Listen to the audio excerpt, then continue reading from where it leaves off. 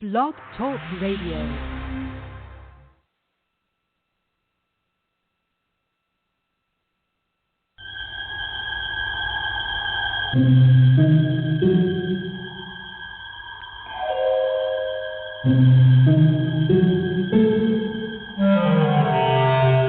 Archangels, ghosts, and Bigfoot. Oh my! It's just another night for Supernatural Girlz. Real stories, real answers to life's biggest supernatural mysteries. And now for another exciting interview with paranormal experts from this world and others. Psychic medium Helene Olsen and paranormal researcher Patricia Baker. Here are Supernatural Girlz.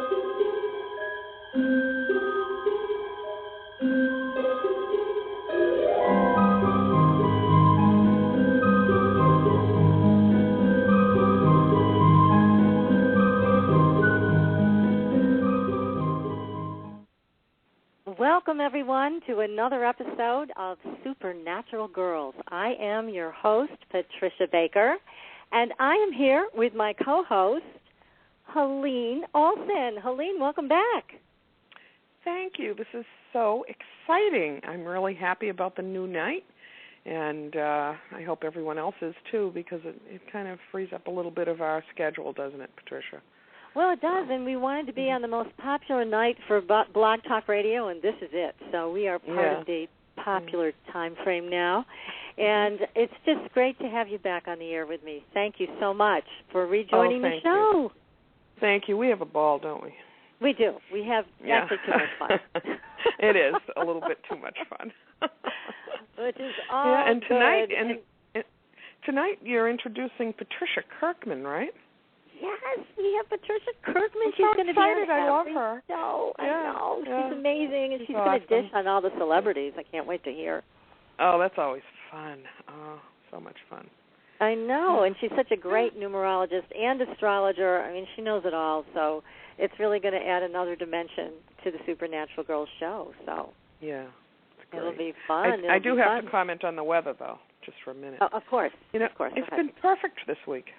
Yes. Amazing. Yes, finally. I know. In New England, we have nothing to complain about.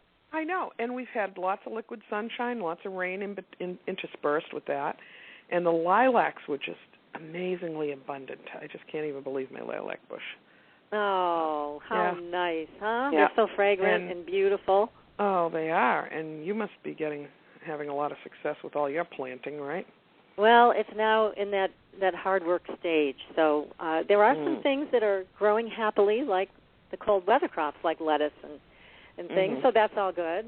But I had a bit of a disaster, Helene, with my lawnmower. You know I love my lawn. Are you kidding? I'm not kidding. And I mowed my lawn, and everything looked very weird and uneven. It didn't look like a crop circle. I wish it did.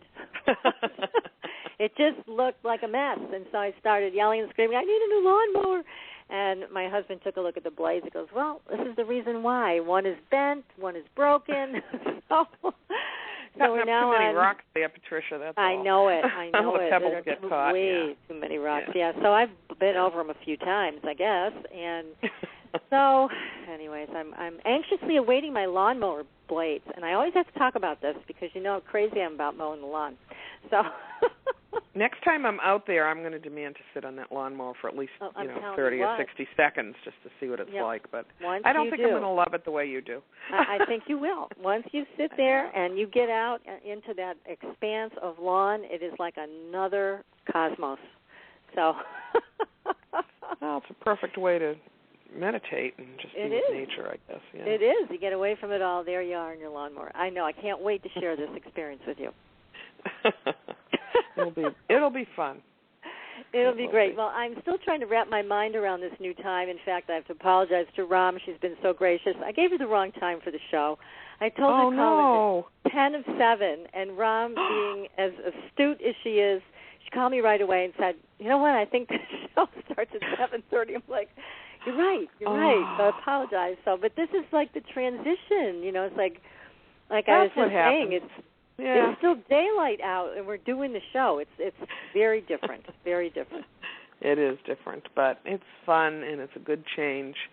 And Rom is so gracious to just put up with our transition at this moment. I know. She is a doll. And not only that, but she's an extremely talented psychic medium, and she's going to be offering our guests calling in tonight free psychic readings. Now, we're not going to be offering mediumship readings, talking to people who passed, but Rom is generously giving of her time tonight to help people with any life issue questions they have. So it's going to be very exciting. And I also, as I know you do, want to hear all about her experiences as a child, because it sounds like she had quite a few psychic occurrences. Wow. That is exciting. We got to find out. Yeah, I love the live shows, too, anyway, where people really call in, because that's what makes it really exciting. It really does. It makes it so much fun for everyone. So let's bring Patricia Kirkman on the show, because we want to hear all about what's going on in the numbers with these celebrities. Welcome, Patricia. Well, hello. It's very happy to be here with both of you lovely ladies. Well, thank you for joining us. So please tell us, what have you got for us tonight? Well, we're going to talk about George Clooney, since everybody's been talking about George Clooney. Oh, my. Oh, yes. He is such a doll. Unfortunately, he's now taken temporarily. Oh, temporarily. Okay. So I'm going to say it again.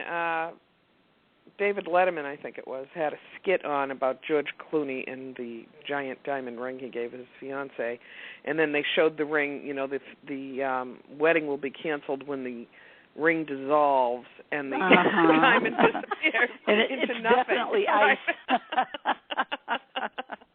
Oh, that's funny. Is that what's going to happen, Patricia? Yes, I'm afraid so. But, yeah, you know, I got that too. That's how I'm getting it. But, you know, there's a couple of things that play differently. You know, George Clooney, God love him, he is so handsome and so talented. But this young man has the most insecure feelings. He has an inferiority complex that could float a battleship. Really? Wow. Yes, because once you do his numbers, you realize the one area that says ego, self-esteem, he has nothing. It's very rare that we have nothing there. And so if you think about it, he was raised in Kentucky. He was raised very staunchly, you know, everything by the book, going to church, all these good things. I kind of got that his father way overshadowed him. Oh, most definitely when he was growing up. Yeah. Stop and think, you know. Oops, did we lose you, Patricia? Uh-oh. Around you, but Patricia. Are you there? Yeah, yeah. All of a sudden you disappeared. Okay, so please continue. We want to hear all about George and his insecurities. His aunt was Rosemary Clooney, and with all this heavy-duty power in the family and his lack of ego, he kind of stayed back in the shadows of things. And it wasn't until he went off to school and he started getting involved with the acting part. He went into TV for a while, and he started in TV in 78 through 93. And at that point in time, he had a big break with his movie, is 1994. But this young man only could shine if he was somebody else. Oh. Wow. That's so interesting. That lack of ego and self-esteem, so he had to portray being someone else so he could shine. And if you think about it, with all the people that he plays with, he has always had a lovely lady on his arm, but they've always been ladies. He's not played the field with, you know, some little Susie hoo-hoo from the hills or whatever. And so you mean they were all celebrities and all? They all had, yeah. Ah.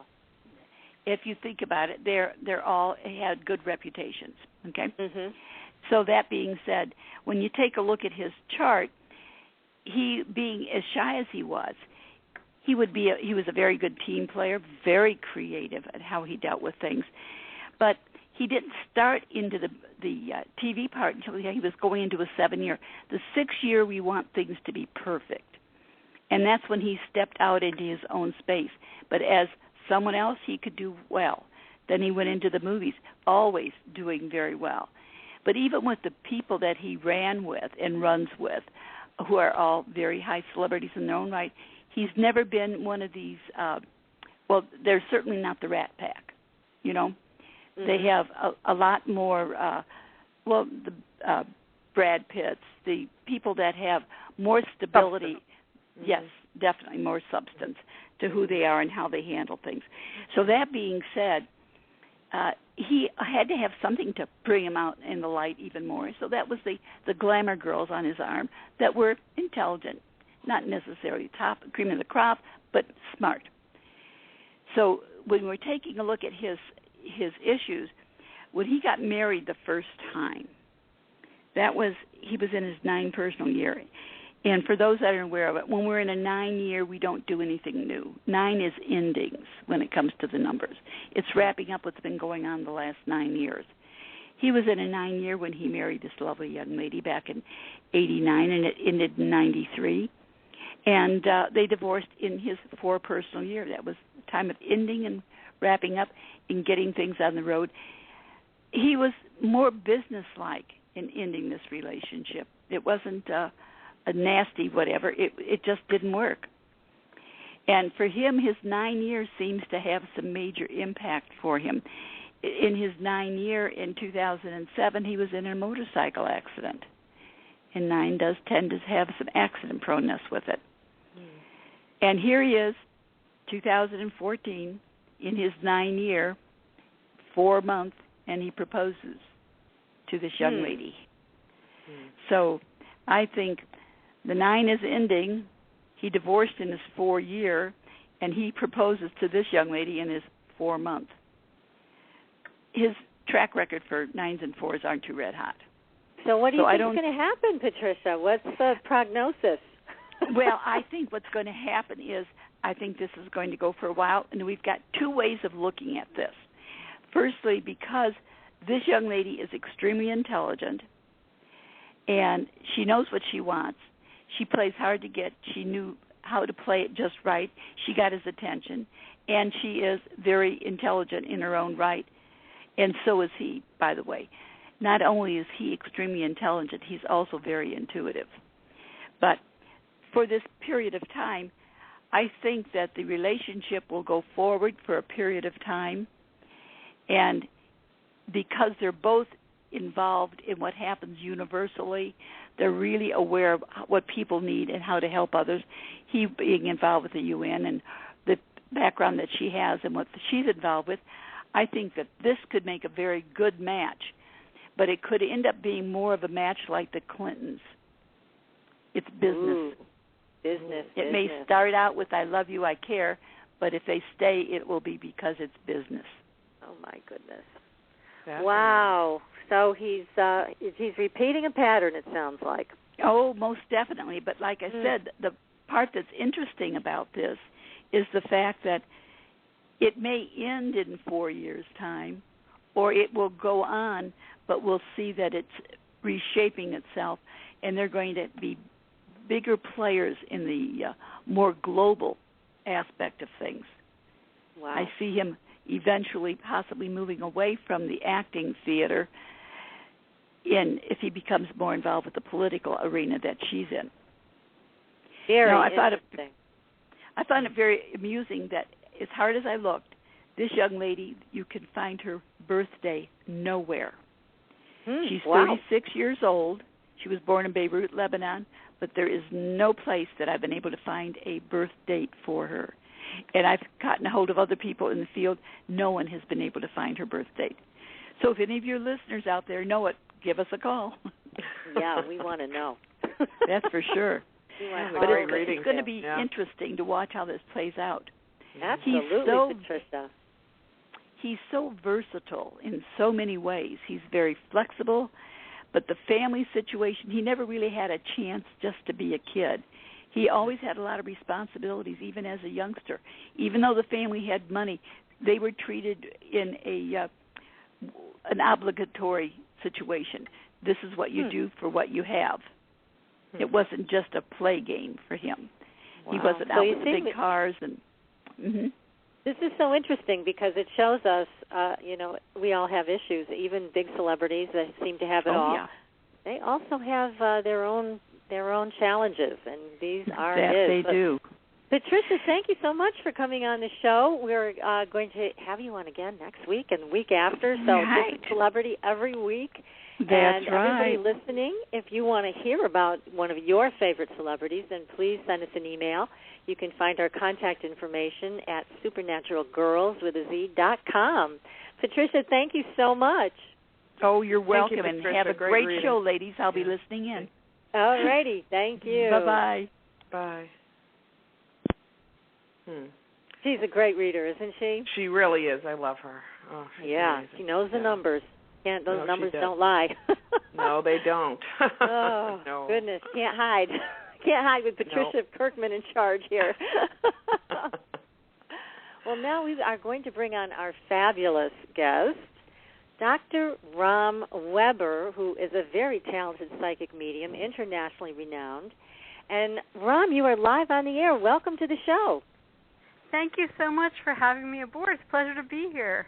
Oh, thank you. And thank you for being so gracious about the time problem that I created. No problem. That you astutely discovered. So thank you for that. And this is just wonderful to have you on. You know that we're all three mediums here, so everything good's going to happen tonight. Great. Tell us about you. How did all this get started in your life? Wow, it was really, really unexpected. I was somebody who was an academic person. I went from kindergarten to my PhD nonstop, pretty much. So I didn't get out of school until I was 30, and I got raised in an environment that was very much, you're going to be a doctor, you're going to be a lawyer, you're going to be an Indian chief. And by the way, we're not Indian, so that leaves you with two choices. And so went on the straight and narrow for a long, long time. And this work came out about 5 years before I was finished with my graduate program, which I did complete. And it became the love of my life. So what happened? Did you have an awakening or an experience that just kind of brought you into the other realms? How did this happen? Definitely. Well, there was a couple of different major events. When I was growing up, certainly people recognized my intuition. And as I entered my college years, I had done some experiments with psychometry and the Zener cards and all these kind of things. But, most of the time those experiments weren't very consistent, And I remember at one point even trying tarot cards, and I thought, this is just making it more confusing for me. And at a certain point, a friend gave me a package of runes, which, of course, are the Scandinavian alphabets on stones, and they were very abstract. And coming from my academic background, my scientific background, the focus on abstract letter characters was actually something that allowed my mind to defocus a bit, and I began to tune into my clairvoyance. And over a period of time, that became very accurate. And then during one of the sessions, which I was really hoping to just do a very gestalt clairvoyant reading and kind of put all the runes down and see what I can make of it, I felt this presence of a spirit in the room. And it turned out to be my friend's grandmother, and it was a very strong connection, and I had the ability to sense and understand spirit communication instantly. Wow. And I fell in love with it right away. Absolutely right away fell in love with it. I said, this is amazing. I can't wait to do this again. Well, I think what you just said, Rom, is a perfect illustration of what Patricia and I tell people all the time, which is you have to go to a tool that you're comfortable with, that you feel called to. So Patricia and I both read cards. I'm very called to cards. I always have been, and you have too, Patricia, right? Mm-hmm. Very much so, really, yeah. It's amazing that didn't really work for you, but the runes did. And so, we encourage people to... The runes did as a start. Yeah. It definitely a start of focus, but now I work without anything. Right. Well, we don't work with anything either most of the time anymore, but the thing is that people, if they try tarot cards or some other tool and they get frustrated, it's a perfect illustration of go ahead and try something else, right? Absolutely. That's a great point. Yeah. So when did you actually begin reading for other people? Because now you have your own personal connection and this wonderful positive experience. How did you make the transition from there into working with others? It was a very funny process. In the beginning, I, of course, wore out all of my friends and family as guinea pigs. Anybody that would let me read for them, I gave it a try. And at a certain point, when I had exhausted every one of them that was willing, they said, you might have known X, Y, and Z about me before, Rom, so why don't you go and practice with people that you don't know so well? And I put an ad online, and I said to people in the public, I said, if you'll meet with me for a cup of coffee in a very public environment and give me honest feedback, I'll meet with you and I'll do a free reading. And there was a time in my life that I had a couple of months to do this, and I went back to back with people all day long, and I would keep a binder. I would keep a binder of all the hits and all the misses and all the ways I would hear words. And, I did the very academic approach to it. I just looked for patterns. And at a certain point, when those patterns became consistent and accurate, that's when I hung out the shingle. And then now the shingle just became official because I went from a sole proprietorship, to an LLC. So now I'm, bona fide LLC. Wow. It's a full-on business, yeah. Pardon that was my phone. So, that's great. It's been a long journey. And I see that you also go to Lily Dale. Yes, I do. I am very fortunate to get the opportunity to travel there. During the summertime, I go, depending on how much I'm planning to work. This year I'm teaching 2 courses. One's going to be called Psychic Skills for Skeptics. And the other one is about two-way communication and mediumship. Yes, I like to teach the believers and the skeptics all the same. Oh, my gosh. I got to ask you, Rom, how in the world do you ever teach a skeptic? Well, here's how I think about it. I think about the world as skeptics and cynics. And cynics are the people that will dismiss an idea before they're willing to look at the evidence. So that's not a group that's so easy to work with, right? They're just dismissing things out of hand. They're not truly open-minded people. And that probably carries over to other parts of their life where they're going to have a closed mental framework.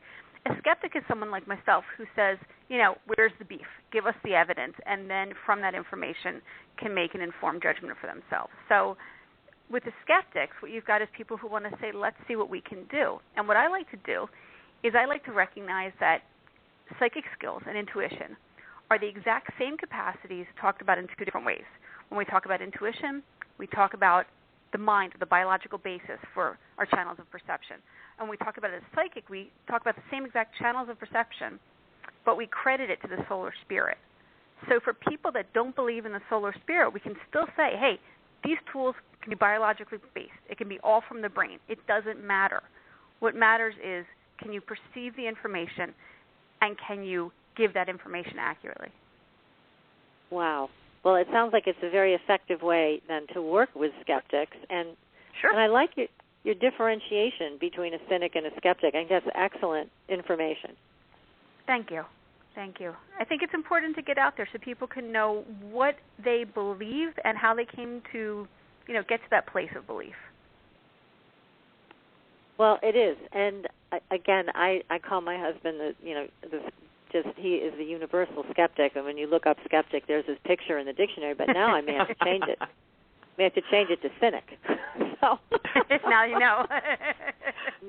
Maybe both, who knows, but anyways, there's an interesting differentiation, and I really agree with what you said. That's a very powerful statement and very helpful. Thanks. So now you've been doing this for how many years? This is my 18th year. Wow. Exciting. Yeah. It is very exciting, and it continues to just grow and grow and grow. This is great. And then can you just tell our listeners, because some of us that are listening tonight may not know about Lily Dale, can you tell people what that is? I'd be glad to. Lily Dale is a place that is the largest spiritualist community, or I should say the center of spiritualism as a religion in the United States. And so it's actual physical grounds. It's a gated community where they've done a beautiful job of keeping the Victorian feel alive. So it's lots of Victorian homes, very beautiful. You've got a crystal clear lake with willow trees and swans. It's a dry campus. People are on rocking chairs, drinking their iced tea, taking their time. And they go as visitors to take classes and workshops and just have a place that's a really nice retreat. It's very low-key. It's about an hour outside of Buffalo if you're driving up. And just absolutely beautiful. I bring an umbrella. We get flash floods, during the summer up there, but it's very, very beautiful. And then during the day, one of the things that I participate in are platform demonstrations of mediumship, which are outdoor gallery-style mediumship demonstrations featuring all the mediums that are at Lily Dale, as well as visiting mediums such as myself. And then, of course, there's some student mediums that come, and they're brave, and they get up there and they work on their skill set with a very supportive group of participants. Sounds very exciting. And I did see Lily Dale one time on Supernatural, the television show. They actually did a show around it. I loved it. It was great. And it was everything you just described, this fantastic, this Victorian era that they preserved through the years. What an exciting thing to participate in. That's great. It's great. Wonderful. Well, we have a whole bunch of callers, obviously, that want to talk to you tonight and get your insight on their life issues. So how about taking the first call? Are you ready for that? I'd be glad to. Yes, absolutely. Okay. This is Dave in Colorado. You're live on the air. What is your question for Rom Weber tonight? Hello there. I'm calling because I've been having some problems with family and work, and I've been stuck for quite a long time now, and so I'm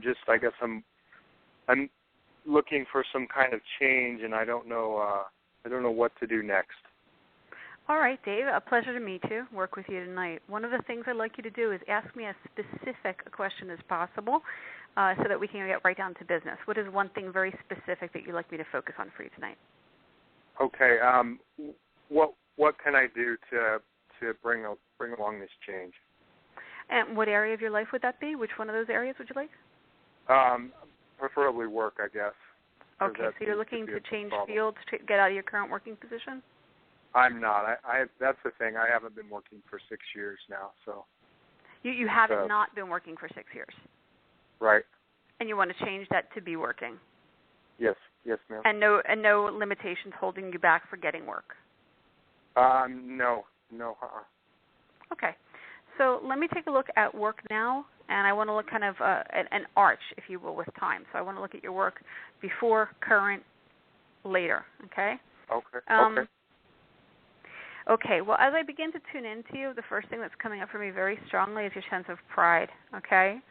And since we're on a radio show and we're keeping things very much to the point, what I'm picking up on most strongly is the idea of not wanting to do work that you consider beneath you. So that's a definite factor coming in. And you would understand your resistance with that. Yeah. Okay, so that's one thing. And I feel like that's a spirit showing me like that's a dragon you're going to need to wrestle with, okay? And that is not something that needs to be seen as a fault, but can be seen as an opportunity for personal growth with that. What does that pride mean to you? What does it mean to take a job that isn't what you're most comfortable at, that sort of thing? And I'm not talking about like a McDonald's kind of job. I'm just talking about basically saying, I feel like you're waiting for the magic fit, and I don't know that that's going to be the way it happens, right? That's part of it.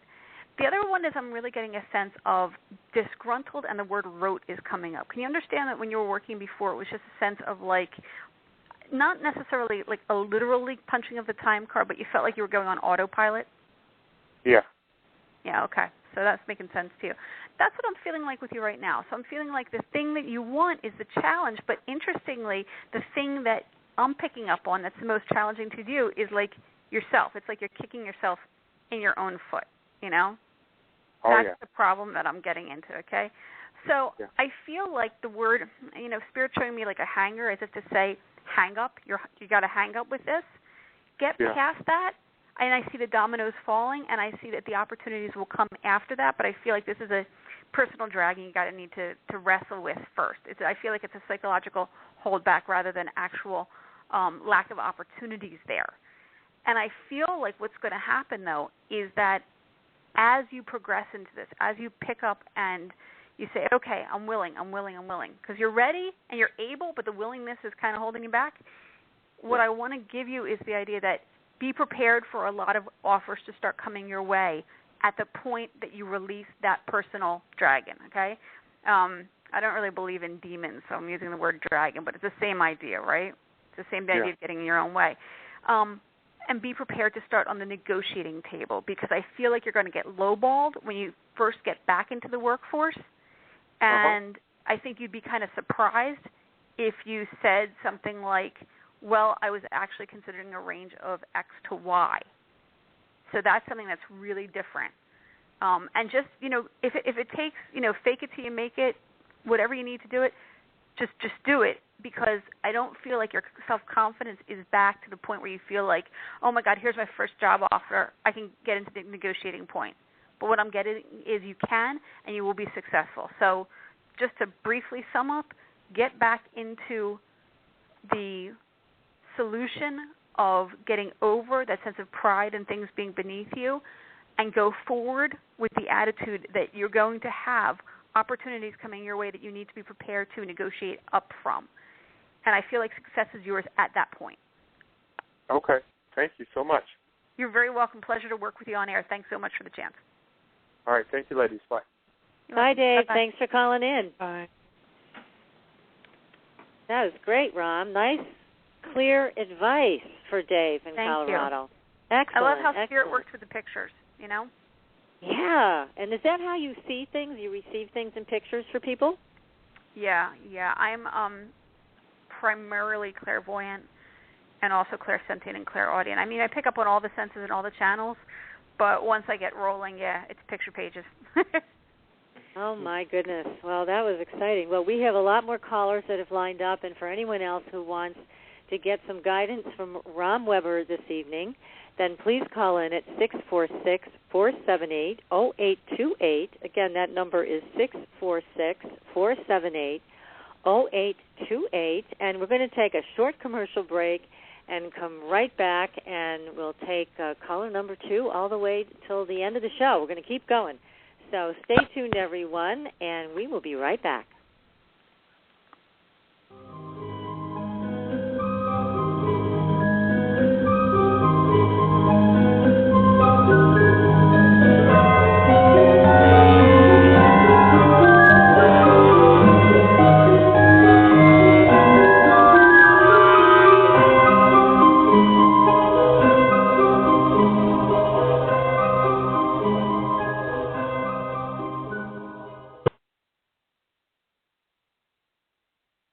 Your property tax bill. Have you seen it lately? It's frightening. Your property taxes are going up while your home value is going down. It's time to fight back and win. For the real truth about the property tax system, get attorney Pat Quintilian's book, Are You Getting Screwed on Your Property Taxes? How to Find Out and How to Fix It. Attorney Quintilian answers all your questions and gives you the facts you need to fight a property tax bill that is spiraling out of control. You'll also read about what happens to property owners who don't check their property records, only to find out too late they're taxed on square footage, fixtures, and even buildings that they don't own. Is this happening to you? Learn your rights. Buy attorney Pat Quintilian's book today. Are You Getting Screwed on Your Property Taxes? How to Find Out and How to Fix It. Available on Amazon.com. Bonjour, this is Veronique Raskin, founder of the Organic Wine Company. As one of the pioneers of the organic wine movement, since 1980 I have brought you the very best and most authentic organic wines directly to your table. I work with small family estates who grow certified organic grapes and produce exceptional wines. You can purchase our wines individually from our website at theorganicwinecompany.com or join one of our wine clubs. Our organic wines are perfect for you and for your family as gifts for friends and relatives, and they are simply spectacular for the holidays. Visit us at theorganicwinecompany.com to enjoy the very best organic wines conveniently delivered to your door. I am Veronique Raskin, passionate about my mission. I offer to you vegan, organic, and biodynamic wines, wines made by people of the heart, wines with a heart. Au revoir. Call us at 1-888-ECO-WINE.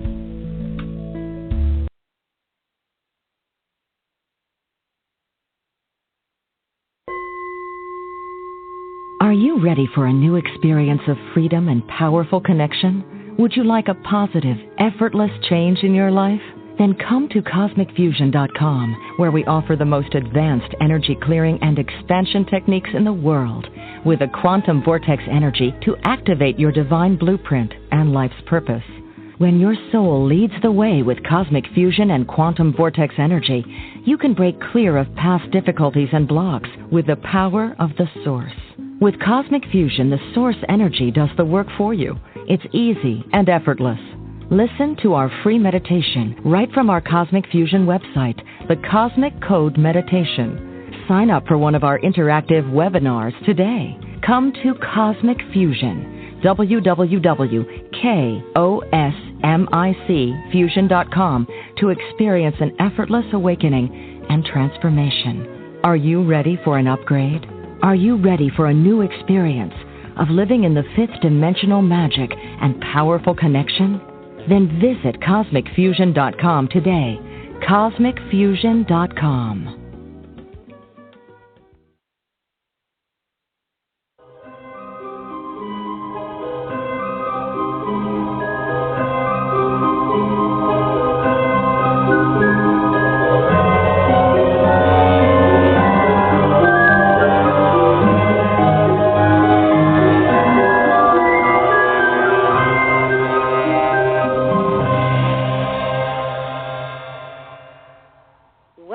Everyone, Helene, Olsen, and myself are here with you tonight, and we are speaking with a fabulously talented psychic medium, Dr. Rom Weber, and she is offering free readings, psychic readings, for all of our callers tonight.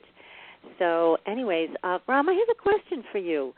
Was there ever an experience where you were communicating with someone who had passed that became uncomfortable or kind of frightening? Was there ever anything like that? I understand what you're asking. Well, you know, what's interesting is that I found over the years that while the spiritual connections have never been frightening to me, I have noticed that from time to time a spirit communicator, a loved one who's passed on, will give me an impression to communicate the person they were when they were living. And some of those behaviors may have been less than desirable. So, for example, a rageaholic might communicate that to me by coming across with rage. Somebody who was, say, for example, a physically abusive person, I might actually have a sensation of that without pain, but just the knowledge, the clairsentient awareness of that, and so on and so forth. So I really don't believe in the idea of people passing on and being evil spirits and that kind of thing. But what I do believe is that they will communicate to inform us about their identity, and that's a way of providing evidence to their survivors in here and now. That's so interesting. Do you ever receive communications from other frequencies like angels or other beings? I have a sense that there are guardian, I don't say guardian angels, I'm going to say guides more, actually. I think guides is the way to put it, because I have a sense when I work every now and then, and I'll perceive the sense of being in a classroom as if to say, hey, pay attention to this one, you're going to learn something from this. And I know it ahead of time, and I always want to kind of brace myself, like, oh no, what's going to happen now? And one of those people I feel is definitely one of my teachers who had passed on a couple years after we were together, as far as learning from teacher to student. She was a mentor. And so I feel from time to time that people who have come across from spirit have worked with me as guides and teachers, and other people who I've never known in the flesh. And I've also had the interesting experience of having some of my spirit communicators actually provide some direct instruction, which I think was fascinating, like somebody hanging around for a day or two after and having a sense of getting to know them even after the session has ended. So that's interesting. But as far as, angels and archangels and all of that, that's definitely not my focus. I talk about being on that sprint friends and family plan. So I just call it the friends and family plan at this point. Everybody knows what we're talking about when we say that, right? That's great. Well, we've got a lot of callers here, so if it's okay, Rom, we'll move on to caller number 2. And This is Suzanne. Suzanne, welcome to the show. Hi, thank you. Hi, Suzanne. How are you doing tonight? What's your question? I'm good, thank you. My question is, I've got this relationship that's kind of on and off, and I wanted to see if maybe I was being delusional, if this is something that's mutual feelings or not. Okay, well, here's a technique I use when I work. I'd like you to give me a made-up name for your partner. So not their real name, just a made-up name. And what I'm going to do is I'm going to put them into my mind's eye, and I'm going to look at the relationship from your perspective, your partner's perspective, and then kind of an eagle's eye perspective. That tends to give me the most clarity. Okay, I'm going to go with Brad. Okay, so Suzanne and Brad. Okay, so first, okay, so there's a question of somebody being out of somebody else's league. What? And I feel like there's a question of somebody thinking they're out of the other person's league. That's the first thing. So what's the issue coming in right away where I feel like there's a social standing question or a are you in the same boat kind of question? And I'm hearing the phrase, she's out of my league. So the first thing that I'm picking up on is I feel like in comparison to your partner, you might have a lot more clarity about what you're looking for than your partner does. Uh-huh. That's what I'm getting. I'm getting a very strong sense of you've got your 2 feet on the ground, and the illusion, if there is one, isn't about that person as much as the illusion would be you wanting them to have their feet on the ground with the relationship as much as you do. Mm-hmm. So I feel you're being very direct in your heart. You know what you want, and I'm feeling cautious about creating that person, Brad, into what you want rather than who he actually is. Right. So that's the first thing I'm picking up on. Now, when I turn the tables around and I'm looking at it from his perspective, I am feeling a sense that he's got, how do I want to say this? I feel like Brad may not be willing to part with his freedom just yet. Mm-hmm. And I feel like there's, now I don't want to call it a maturity issue because you can be an older person and not necessarily want to enter into a monogamous relationship. And you can be completely grown up about that. That's not the lifestyle for everyone. But what I'm feeling is that from his perspective, he's looking at it right now as a, well, we're going to play the field for a while and then we're going to settle down. And I kind of feel like he's not at that settling down point where you are. Or I like to say settling up. So that's what I'm picking up on. That would make sense to you? Yes. Yeah. Okay. So let me look at it from the third position, from top down, what we see past, present, future with regards to some trends and some patterns. I love the fun that you guys are having together. Okay? Yeah. And I have to say that he is bringing a sense of playfulness into your life that I just love. I love. I want to stay up all night with him, right? Yeah, right. Right. Great times to be had. And what I'm getting is, live it up with him. Play safe and live it up because he is bringing joy, and it's true joy. And I feel like he's reconnecting you to this. And I also am picking up from Spirit, but wow, you just, not just recently, but I want to go back like 6 to 12 months in the past, you had some heavy stress on your plate. I do, like present. You do at the present. You're handling it better. But I want to go back 6 months and say, that was heavy duty. Yeah. And so he's coming in, he's bringing this gift to you, he's reconnecting you back to that sense of joy. And how could you not like that, right? Right. Exactly. So I would say, just give him an opportunity in a depressurized situation to tell you clearly what he's looking for. And I think once you get the true sense of what he wants and needs, you'll be able to play along lines that are very, how do I want to say, informed and consensual for the both of you. But I would be cautious about getting my heart into something that he might not be on board for. Gotcha. Okay. All right.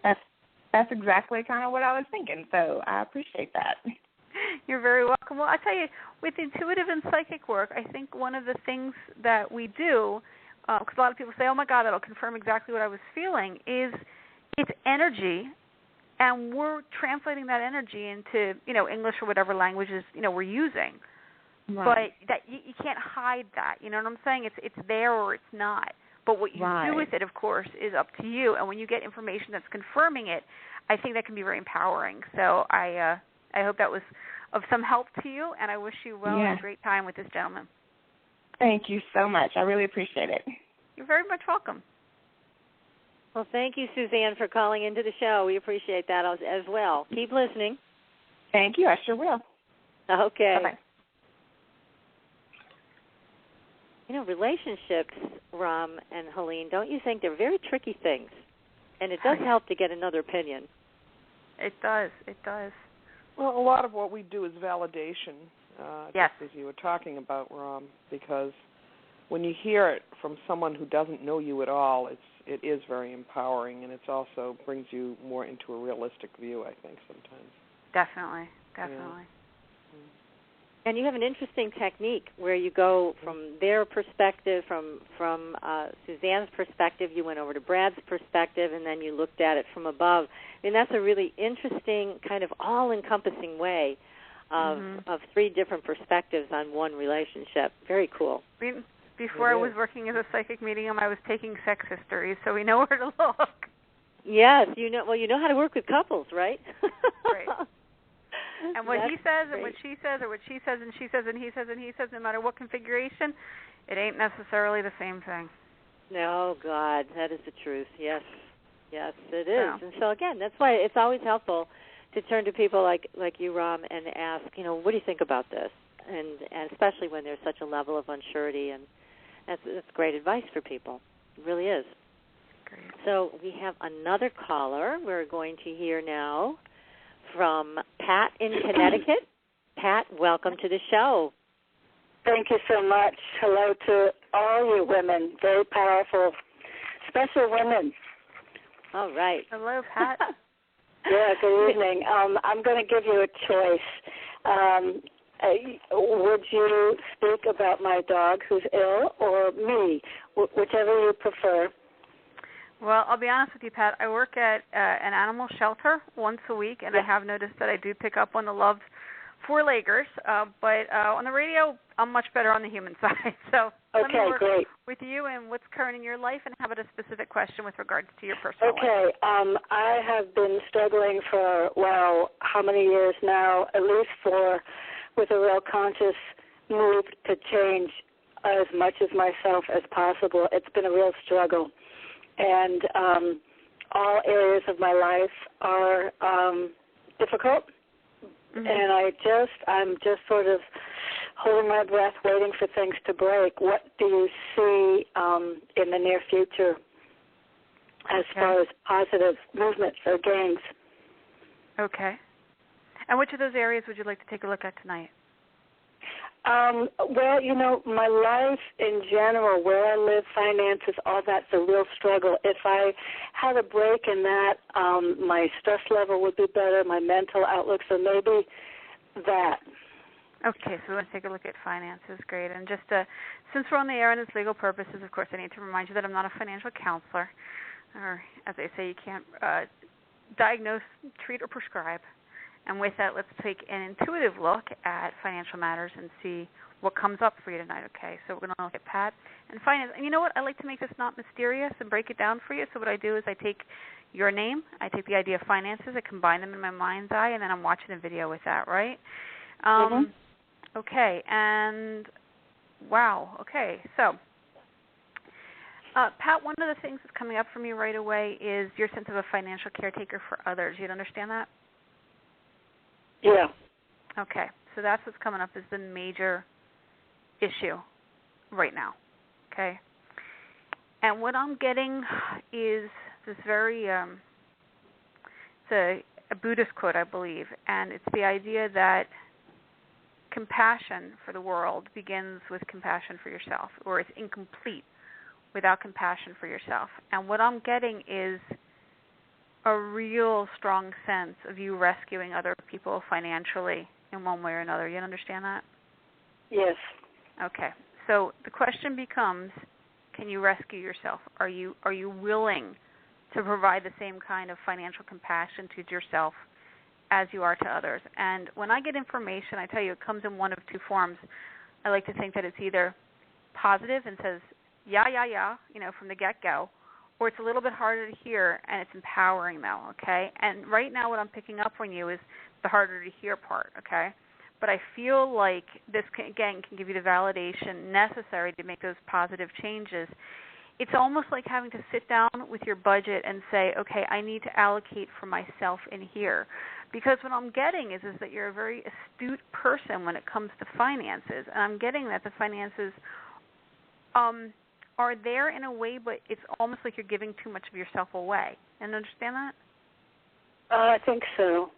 Yeah, so that's the first thing that comes up very strongly. It's a real pedal to the metal, very pragmatic sense of taking inventory of where the dollars and cents are going, okay, and are you taking care of yourself first here?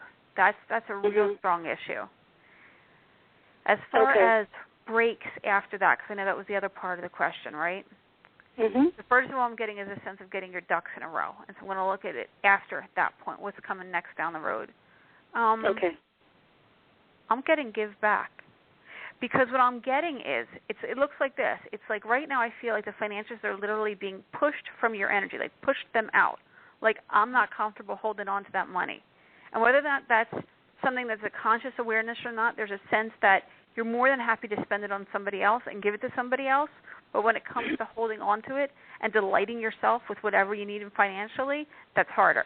What I see is that after you make the transition to take care of yourself in a way that's more primary than you are now, I feel like all of a sudden you start receiving back, because what's happening is you're putting your light on, you're saying, hey, I count more. And right now what I feel like is that light is kind of getting tampered like the tamper pedal on a piano. And so it's kind of like turning the light on, turning the switch on, and then watching it flow back at you and opportunities come back. But what I'm really feeling is like that's the duck that has to get in order before the return harvest comes. And I wouldn't be surprised if you find 2 to 4 weeks from now, 2 to 4 months from now, somewhere in the 2 to 4. I need my numerologist back on. Time frame. Get Patricia back on. I feel like it's coming back, and I'm getting the words unexpected sources. So, do I feel the leprechaun at the the end of the pot of gold? Yeah, but to get there, it requires number one first. And that's what I want to leave you with tonight. Okay. I really appreciate that. You're very welcome. It's a pleasure to work with you. Thanks so much for the opportunity. Thank you so much. Good night, ladies. Good night. Good night, Pat. Keep listening, and thank you for your call. Thanks so much. Bye-bye. Wow. More great advice, huh? Put yourself first. I mean, don't you think, Rom, now you've been also a therapist for many years along with being a psychic and a medium, women are so conditioned, aren't we all, to take care of the other first, we come last? I think that's conventional teachings, and I think that the best job we can do is to continue to take care of ourselves in a way where we teach that on to the next generations as well, and not something to be ashamed of in any way, but to really pass on this idea of self-love and condition our daughters and sons and nieces and nephews and everybody else that we affect, Yeah. Fill your cup up so and let it overflow and help others. Yeah, because I know that so many of us have been taught conventionally, as you brought up that word, it is true. This is how you live life as a female, and I have watched through the years things change, but certainly it's a lesson, and I heard you talking about that in a personal way to Pat tonight. Great advice. Got to take care of yourself. So we've got another caller here. This is Desmond in Cleveland, Ohio. And this wheel's spinning. Desmond, welcome to the show. Hey, what's going on? Do you have a specific question for Ron? I just want to know, what did she see for me the next 2 months? Unless she wanted me to, is that too vague? Yeah, let's get a lot more specific than that. On what area of your life and what's the specific question? Probably, I guess, career/finance. Okay. So career/finance between now and 8 weeks from now. I like the time frame reference, so we're getting up close and personal with this. Okay. Desmond, career, finance, short term.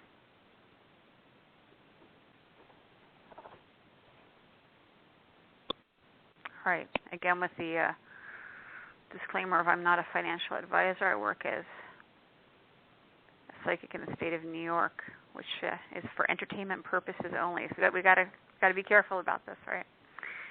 So here's what I'm seeing. I keep getting the words "take a chance" on me. That's the strongest one I'm getting, okay? And I'm not talking about a gamble. I'm talking about an educated risk. And I feel like you're going to have an opportunity to leave whatever it is that you're doing now and just kind of jump off into something that you don't have experience with or not enough self-confidence to feel like you are ready for that next step. And, you know, I said I wasn't going to do mediumship, but I got a strong father figure coming through, and I keep getting the words, he will succeed, he will succeed. Who's the person that when you were young always made you put on like a tie and get like dapper looking? Somebody made you get dressed up. Male figure.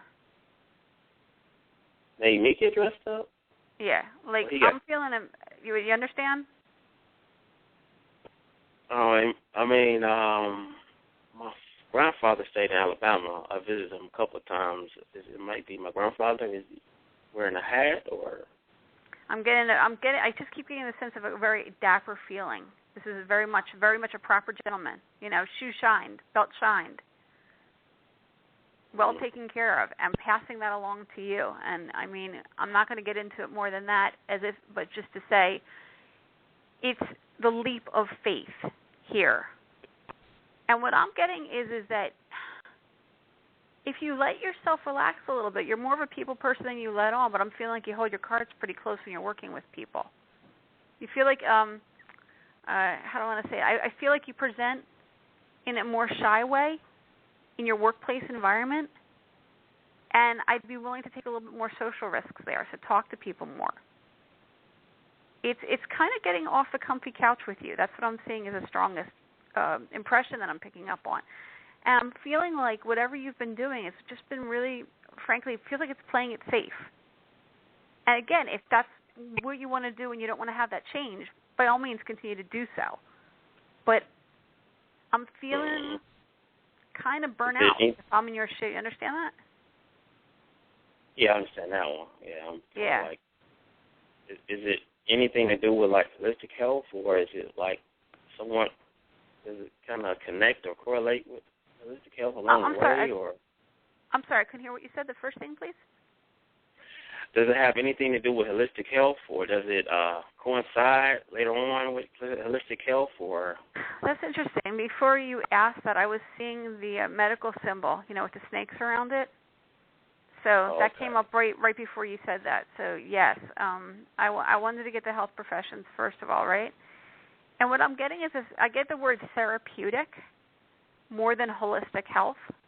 So I'm getting more of a sense of like more of occupational therapy or physical therapy, something like that. Real like hands-on, real practical, real pragmatic. And giving a sense with people, helping them to take one like short-term goal at a time. That's also coming up very strongly. Have you considered getting some education or some skill building in that area? I think most I was thinking about was maybe Reiki. Reiki, okay. Really think about. Why not? I mean, that's an excellent field to get into as well, because that, with Reiki, what it does is it really helps people connect with their sense of basic health and well-being, and it strengthens that from the inside. And that can be a very, very powerful healing modality. I see you doing that as a potential, but I'm also seeing something very, very pragmatic in the short term. So I wouldn't be surprised if you get some kind of offer for doing something very much hands-on, pragmatic healthcare. And then at the same time, maybe you can start bringing in the Reiki portion of it. Okay. All right, pleasure working with you tonight. Thank you so much, and best of luck to you. All right, thanks a lot. Have a good night. Yep. Thank you for calling, Desmond. Oh, Ron, when you have people come to you for guidance, is there any one issue that, like in the last several months or so, that you see people asking about more regularly than any other? Is it love? Sure. Is it work? What is it? It's their sex life, frankly, because my background is in the field of human sexuality, Right. And for the longest time, I would keep those two areas of work completely separate because, when people are going to the sexologist, they want you to do a clinical workup with them. And so you're in a counseling environment, and it's, not dissimilar from psychotherapy where you're doing an initial intake and you're trying to figure out where the problem began, how much information or specific suggestions they need to overcome their difficulties. And then I would have my mediumship clients and my psychic clients, separately. And what I found is that because of the way the laws are set out in New York, where everything I do outside of a religious institution is considered entertainment, I can still bring in that knowledge of human sexuality and use my intuitive abilities to take a psychic look at somebody's sex life and help them out. So that's been, exciting. So that's the number one concern when people come to see you is wanting a better sex life? And I would say that in terms of what's been the most recent change of events, that's definitely number one. Of course, you get all the standards, relationships, spirituality, finances, education, career, and so forth. But I would have to say that anything involving human sexuality or love relationships is probably number one. Wow. Well, and as you mentioned, your training is you have a strong background, clinical background in that, so not too unusual that people would be drawn to you if this is one of their issues. So definitely, I'm sure just as we pick up on our clients pick up on us. So sure, they're absolutely meeting of the minds. Yes, exactly. So let's see, we've got Audrey here in New York who has a relationship question. And Audrey, welcome to the show. Hello. Do you have a specific question for Rom? Oh, yes. Yes, I just want to see where my relationship is headed with my boyfriend, Sean. It's very deep connection, very intense. It's very physical, and the connection is so strong. I want to know where, it's headed, and we're just looking for clarification. Okay, so it's Audrey and Sean. Yes. Okay. The question is, what's up? Okay. From your point of view, from his point of view, the whole point of view. Very strong, intense connection. Yeah, very strong. Okay, a lot's coming through right here, okay? Did you ever participate in the Girl Scouts? No. Did I ever Were you ever Girl Scout when you were a little girl? Yeah. The Girl Scouts get the badges for completing the tasks? Yes. Okay, for our listening audience doesn't know it, it's, you go through these different tasks, whether it's, learning to build something or perhaps learning about comparative religions or whatever they're doing in Girl Scouts these days. And for each of these tasks that are completed to a level of skill, you get one of these patches and you sew it on your sash. And you get lots of them for being active. And what I'm getting right now is that your relationship is earning a heck of a lot of Girl Scout badges and will continue to do so. For some people, they believe in the idea of karma and reincarnation. Others don't. And the first impression I got as I began listening to you was this idea that you guys are working through lessons with each other. And by that I mean to say that I think as we go through life or lifetimes, it's the idea that you can take different positions with different people. And maybe in one life, a person teaches something to somebody else, and in another life or another incarnation, those roles are reversed. And what I'm getting is the two of you here, more than anything else, are the spiritual players with each other. And so the lessons are big. They're major. They're not the minor leagues here. And part of it is learning to really honor that, because what I'm getting here is more than other relationships that might have been surrounding you and him, this is the one that's going to bring up the buttons. This is the one that's going to detoxify. And so one of the ways I would honor the relationship is just to realize, whoa, yeah, it's intense, but boy, is this a gift from both of you. And what I'm getting to is that I do feel like this relationship is going to encounter some pretty hard times if it hasn't already. And that's not to mean the relationship is going sour, but I mean this is the big stuff.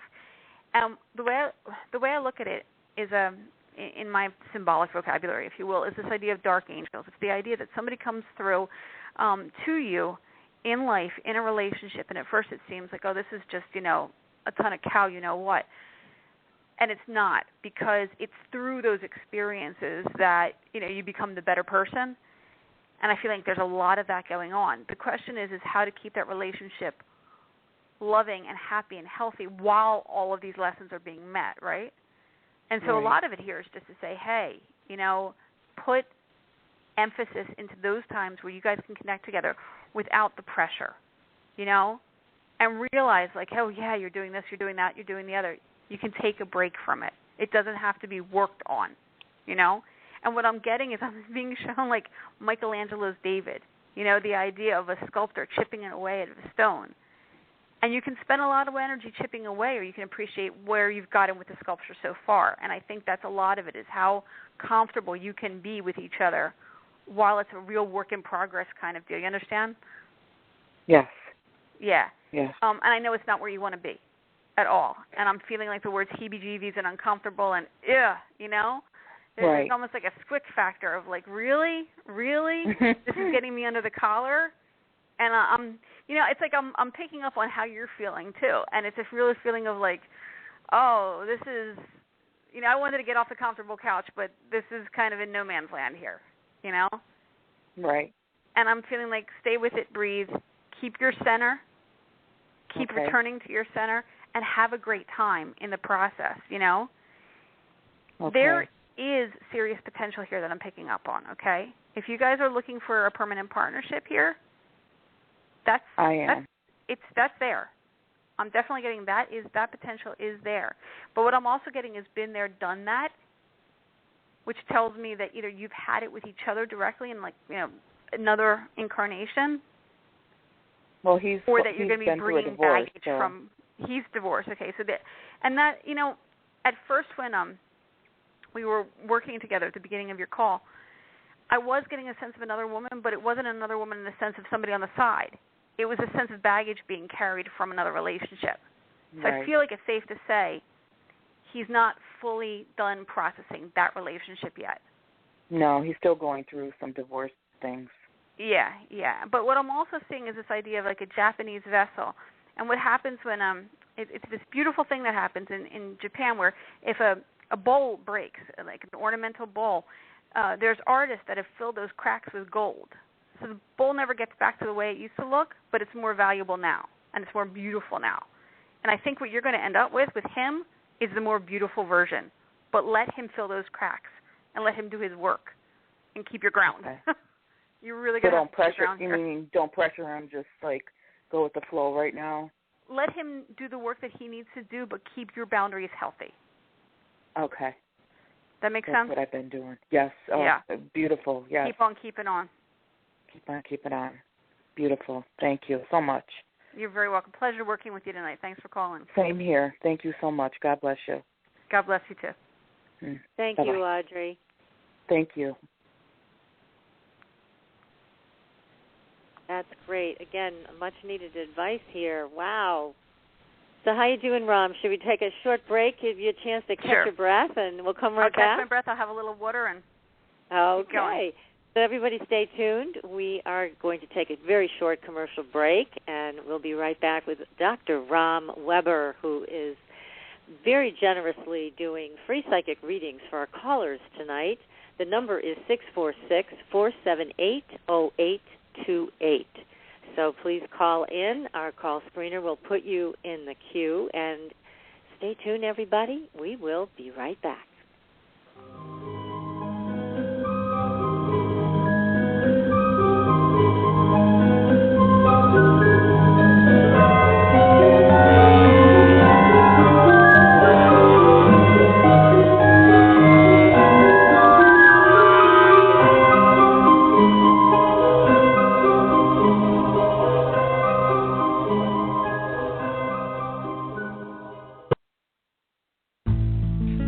This is Veronique Raskin, founder of the Organic Wine Company.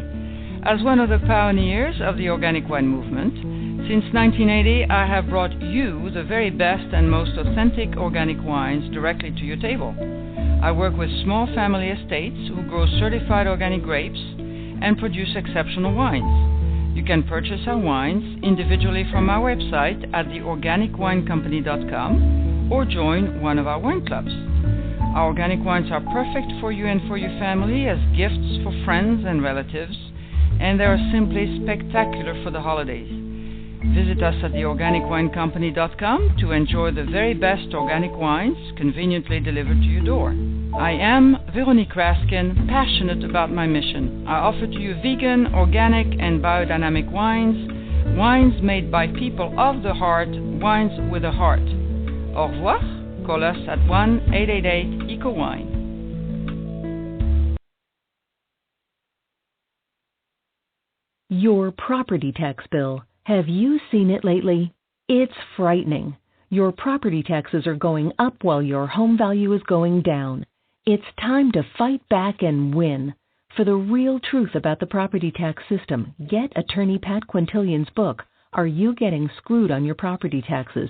How to Find Out and How to Fix It. Attorney Quintilian answers all your questions and gives you the facts you need to fight a property tax bill that is spiraling out of control. You'll also read about what happens to property owners who don't check their property records, only to find out too late they're taxed on square footage, fixtures, and even buildings that they don't own. Is this happening to you? Learn your rights. Buy attorney Pat Quintilian's book today. Are You Getting Screwed on Your Property Taxes? How to Find Out and How to Fix It. Available on Amazon.com.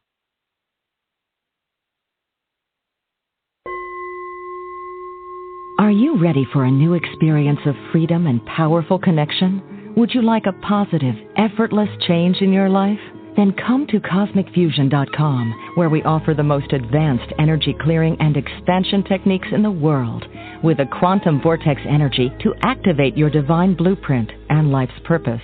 When your soul leads the way with cosmic fusion and quantum vortex energy, you can break clear of past difficulties and blocks with the power of the Source. With Cosmic Fusion, the Source energy does the work for you. It's easy and effortless. Listen to our free meditation right from our Cosmic Fusion website, the Cosmic Code Meditation. Sign up for one of our interactive webinars today. Come to Cosmic Fusion, www.KOSMICfusion.com, to experience an effortless awakening and transformation. Are you ready for an upgrade? Are you ready for a new experience of living in the fifth dimensional magic and powerful connection? Then visit CosmicFusion.com today. CosmicFusion.com.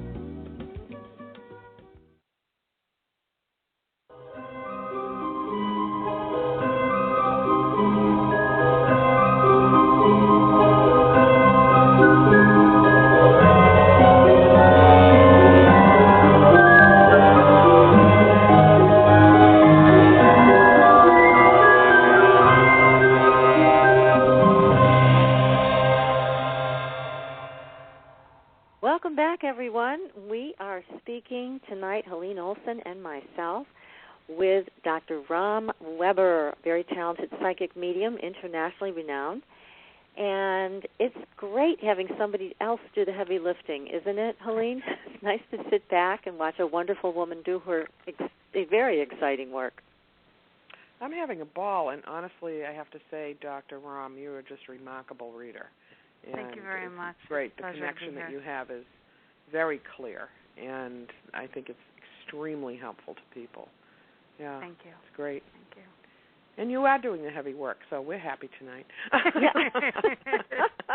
I want to be a caller. Oh, my goodness. Well, people are just lined up here to speak with you. So here is our next caller. This is Ruth Ann, and she has a specific question. Ruth Ann, welcome to the show.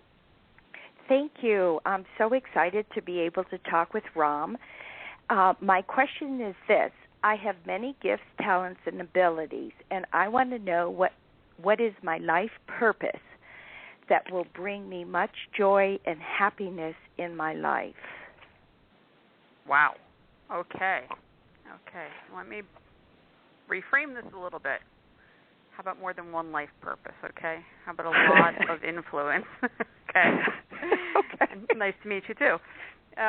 So let's just start off with that. I'm not going to be able to address, in a couple minutes of reading. Sure, I understand. Your entire life purpose here, but I understand. Hit on a couple of good notes. Okay. Let's see. As I tune into you, we're looking at issues around life purpose, okay? Interesting. A little bit different from some of our earlier callers here. The first words that come up for me are giving back. So I'm getting the word selfless service is coming through strongly. What I'm getting is you always haven't had the time. There hasn't been the time to just do those things. Right. And now the opportunities are coming. So this is feeling very good to me. And I think people also, it's New York, I'm sorry. I have my phone on mute, but for some reason that's my cell on mute. It did not go to mute. I apologize. In any event, getting back to the selfless service coming up, I feel like that's something that's coming in. And, here's something that's interesting, too. I want to kind of broaden the lifespan here because a lot of people go through life and say, I'm going to go through my required education and then I might go to college or a technical school or get some other kind of training, or I might raise children first or something like that. And a lot of the setup of life is very concentrated in the beginning, and then as we get to become older people, there's less direction. There's less expectation. It's, retire and do some charity work or something like that. And what I find is that the people that are really engaged in the spiritual movement are starting to recognize that in the second and third parts of life can be the time for the most amazing growth and the most amazing opportunities. And what I'm feeling is that something that's coming in and being recognized by you now. I feel like the opportunities that are coming in can be stronger lessons in life now than even everything you've learned up until now. I feel like it's like, Spirit is showing me like you're going back to kindergarten now. And I'm very excited about this. So part of it is I want to talk about selfless service, and the second one is I want to talk about is continuing education. So those are two parts that are coming in strongly. As I continue to work with you, I need to put musical notes around you, and I'm getting in the words, what happened to a dream deferred. So of all the things that I'm looking at right now, I want to ask you, what's up with putting the musical part on hold? Oh, that's a good question. I was thinking about going into chaplain, helping people with counseling them. Mm-hmm. I don't know anything about music notes. That doesn't resonate with me. Play any instruments or sing or work with a music therapy in any way? Oh, I never thought about that. I would say... I know what it is. I know what it is. I'll tell her at the end. Okay. Oh, no, feel free to chime in. You have a council of angels standing on your head, Ruthie. That's correct. I do. I have a lot of angels. I know. I see them in there. It's not one angel. It's a council because your soul is evolved. Okay. And it has evolved over many incarnations. And so that's what I'm getting on that. And I think the musical notes have to do with the vibration of that. So that's why you're getting that, yeah.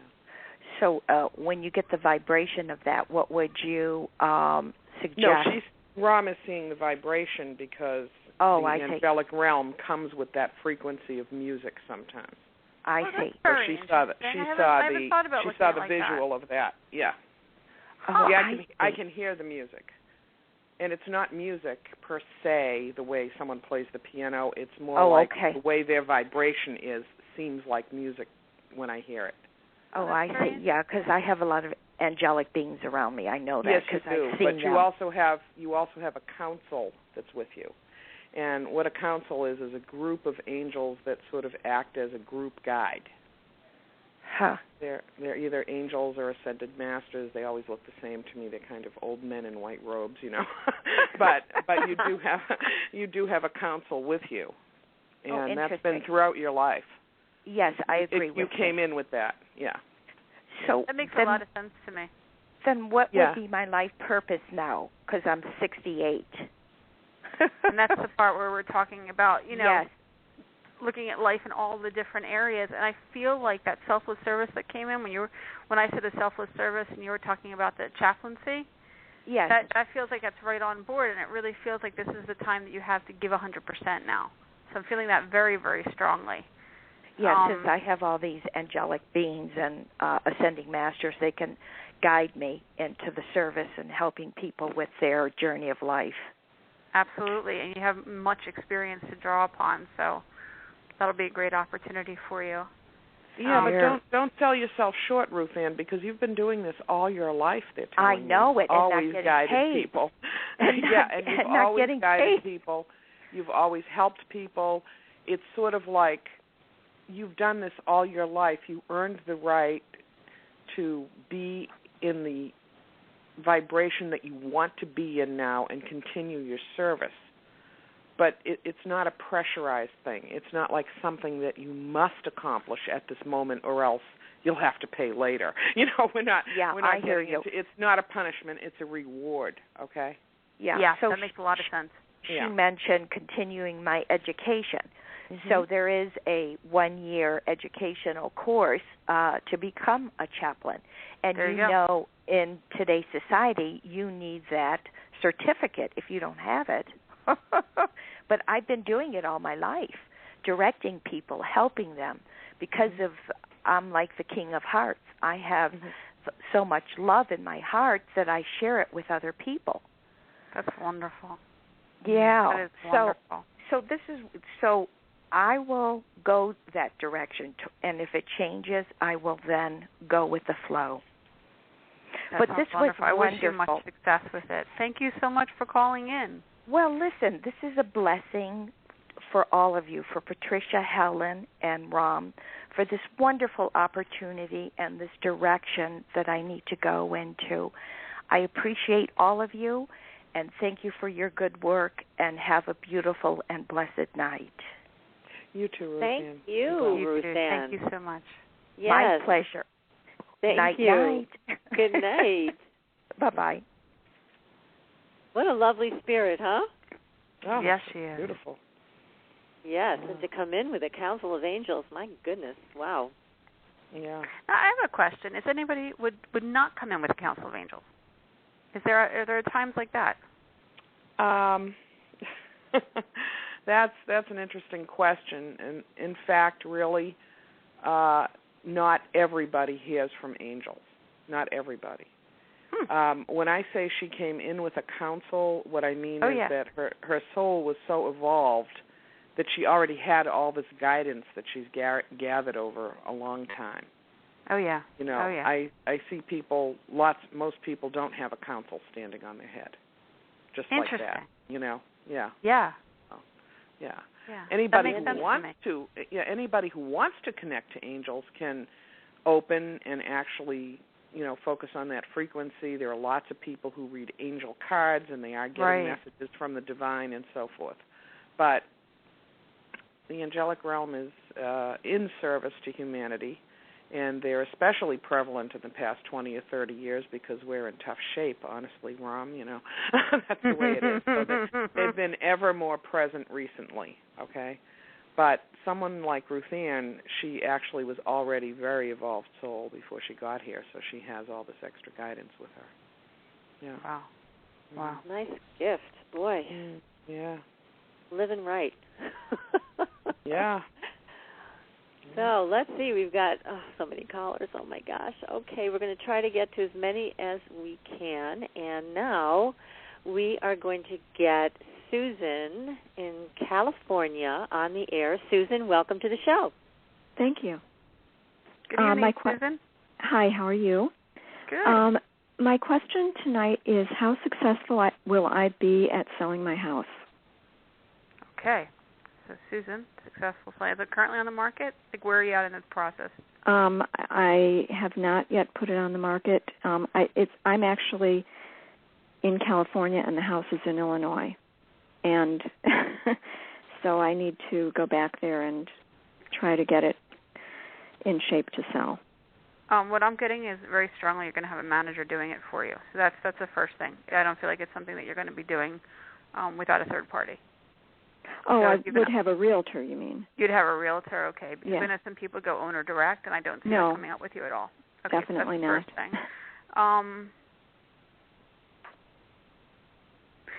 Okay, let's focus in on the realtor because it seems to be a sticking point as I'm focusing on the energies. I know it's going to sound like a pain in the butt, but please interview a couple of realtors. Okay. I'm not feeling really good about one that you're going to get involved with, and I feel like you need to have your options there. I feel like it's a sort of situation where you'd want to come in, pick the person that's nearest, knows the area the best, and so on and so forth. I feel like if you have the opportunity to interview 2, 3, 4 realtors, and I want more than 2, 2, 3. I feel like let's go with 3 or 4, okay? Mm-hmm. I feel with one of them you're going to have a feeling that something's not quite right, and I want you to honor that feeling. Okay. Because I'm feeling there's something not quite right, and I feel like I'm picking this up in advance of you meeting them. And what I'm getting is a sense of the word under the table. So I'm feeling like somebody is not going to be wanting to put the full, there's something about like not fully disclosing fees or not fully disclosing something. Anyway, it's something's not kosher, something's not right in the lentils, this kind of thing, Okay. So I want to say first of all that I know this isn't the most, again, positive thing to hear, but I want to say please do a little bit more due diligence with regards to that. Once you are in the clear with the appropriate realtor, mm-hmm. I feel like you've got a situation where it can sell like hotcakes. And I feel like I'm getting the words shoulda, woulda, coulda, as if to say you should have listed it for higher than what you're thinking about. And I feel like you're almost worried about asking for too much. I feel like you're going to have an informed buyer come in that's going to try to negotiate you down. Mm-hmm. And I feel like right now what you're coming in with is what you think you can get. And I have a feeling that if the realtor doesn't counsel you, you need to take a friend to help counsel you to say start at a higher negotiating point. And, it could be simple things like, just changing the front door or something like that, all those tricks you have to make a property look its best. Mm-hmm. So that's part of it. I'm getting a sense of around Halloween coming up, and I'm getting a sense of the idea of you're in the money. And I feel like I'm being pushed back from Halloween till about October 18th, 2014. Is it possible it could sell that early? Is that reasonable?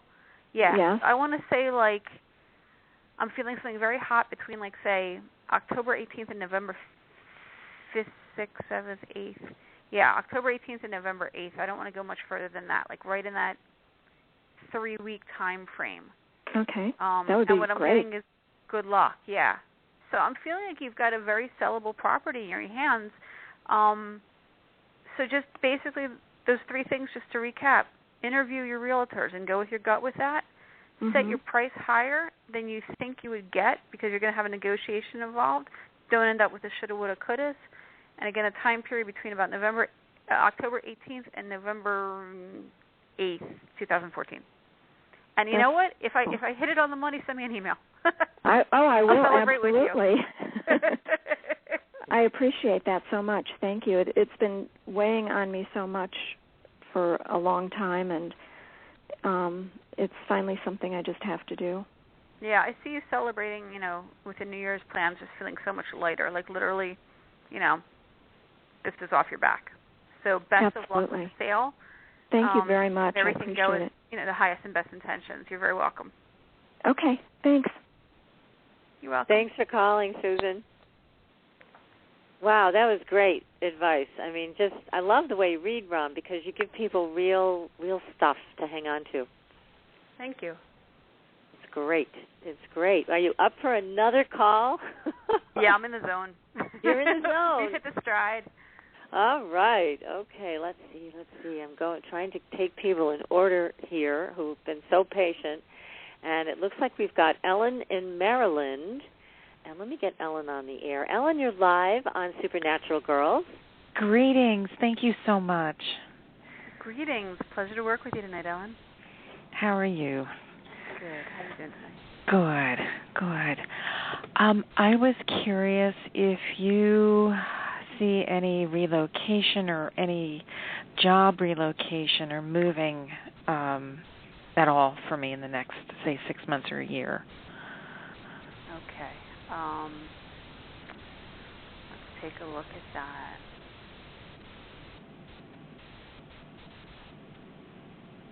Okay, I'm picking up on two different ideas. One is the cat's in the bag. The second one is you don't feel ready. Okay. So I'm getting those two pieces, okay? And I feel like I need to come to terms with each of them separately. So as far as the cat's in the bag, you've got the offers if you want them. And I'm getting the sense of, like, staying within whatever it is you do for work. So I'm feeling like the sense of, like, you know, a job transfer, something like that, entirely feasible. And a breath of fresh air and good and all of that. I feel like that opportunity is clear, present. But for some reason I'm feeling this hesitancy, and I'm feeling there's a sense of grounding as to where you are right now. It's almost like you want the second job or second opportunity to prove itself before you're willing to pull anchor. Does that make sense to you? Oh, yeah. Yeah, okay. It's a huge thing. I'd be moving alone, and for some reason I'm pulled in a specific area, and it's pretty far away. Yeah, and you know,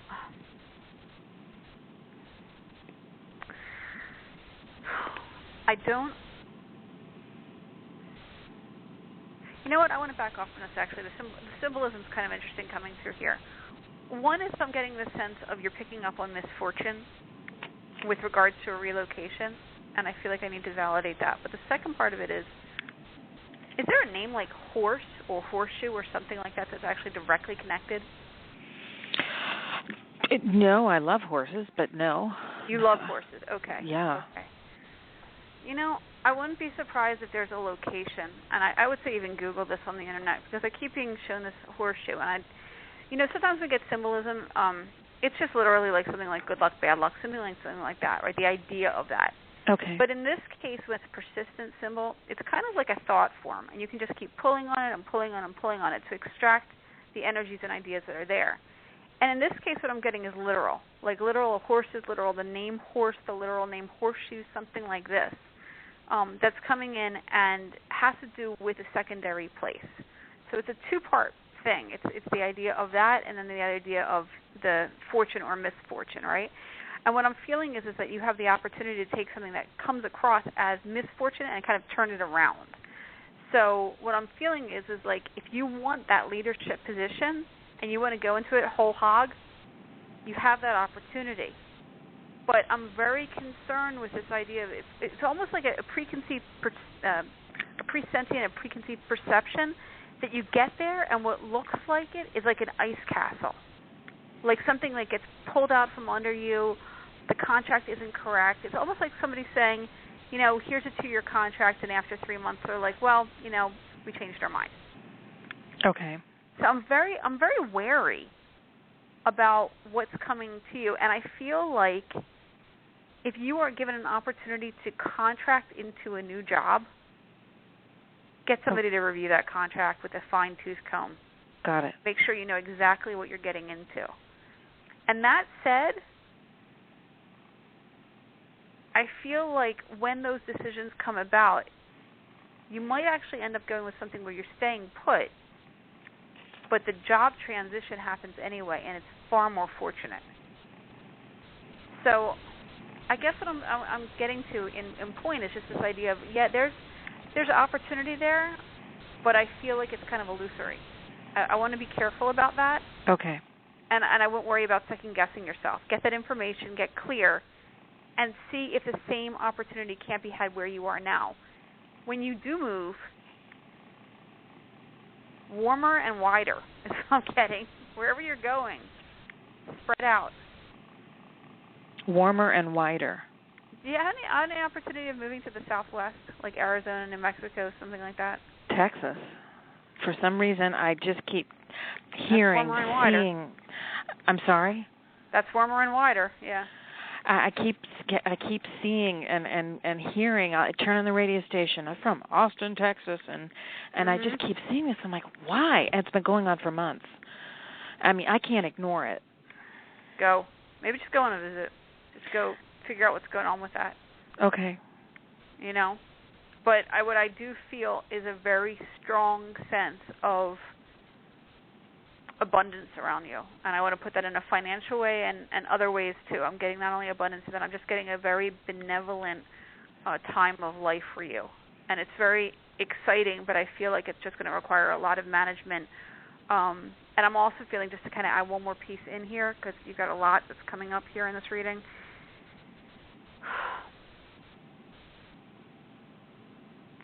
If it takes applying a logical point of view to make sense of those intuitive hits that you're getting, do it.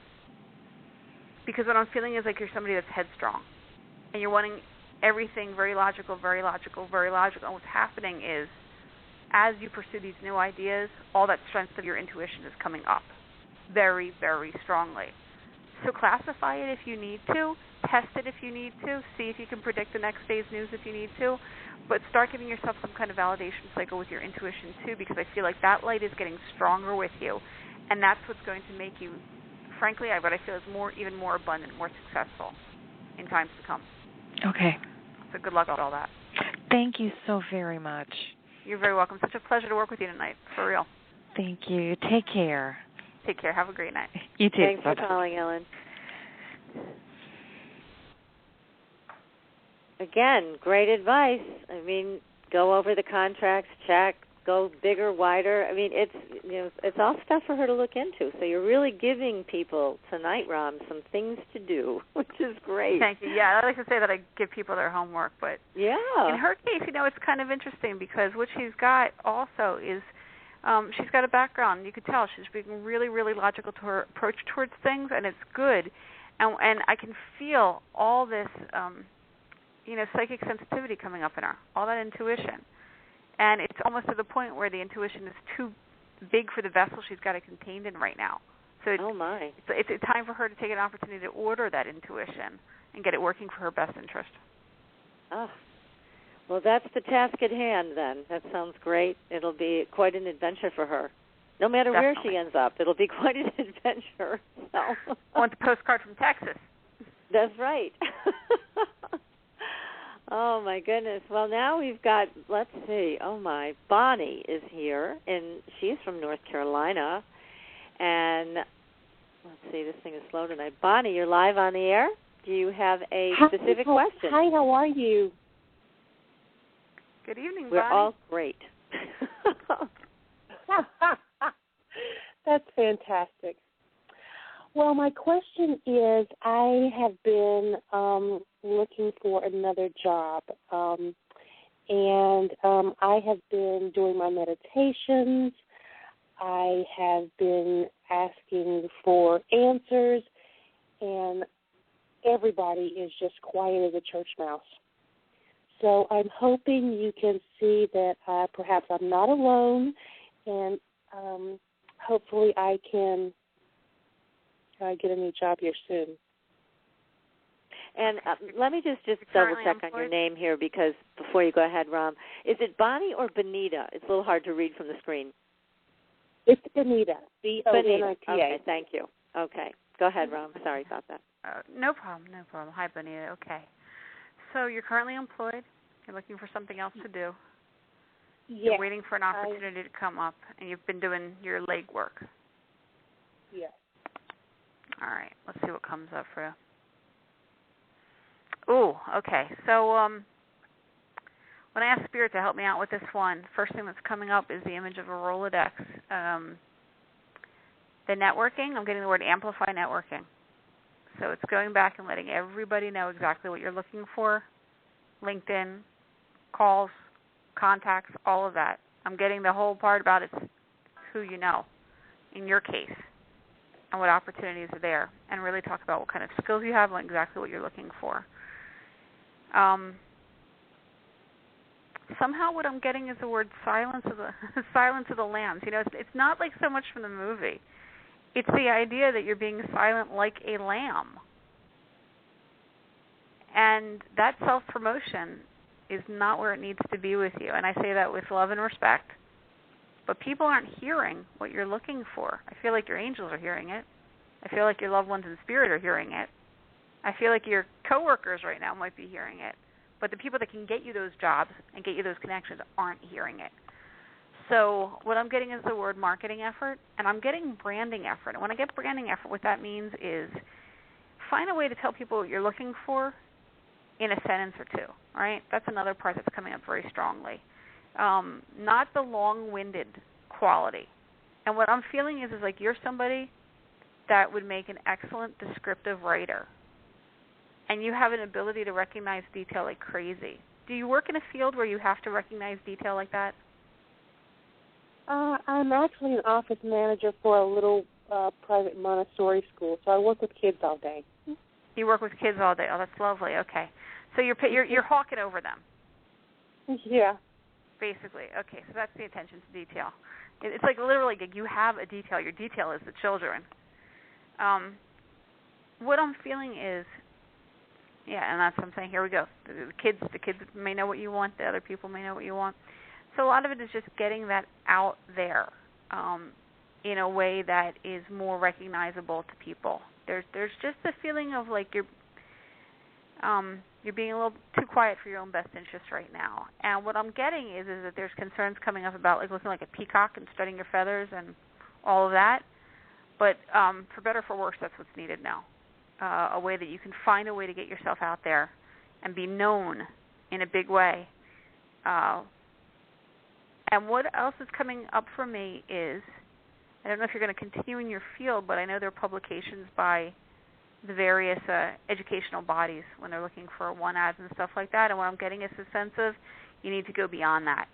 You absolutely need to go beyond that and reach out. And what I'm getting is the word unexpected territory. What I'm also getting is I understand you said Montessori school, right? Uh-huh. Okay. Have you also had the opportunity to work with special needs children? No, I don't think I have that type of patience. Okay. Because what I'm getting is there's something coming up around special needs kids. And it might be an opportunity just that's coming up even if you say no to it, or there might be a connection that's coming up around that. And what I'm getting is that specifically it might be around a deaf studies program of some kind for the deaf community.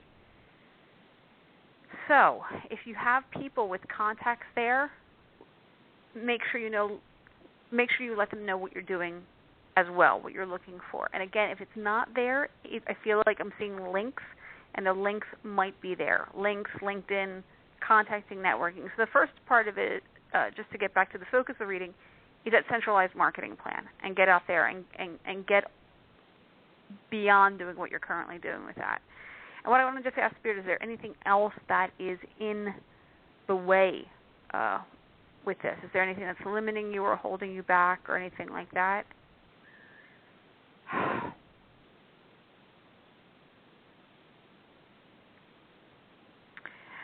There's another part I want to bring up, and I want to say this carefully.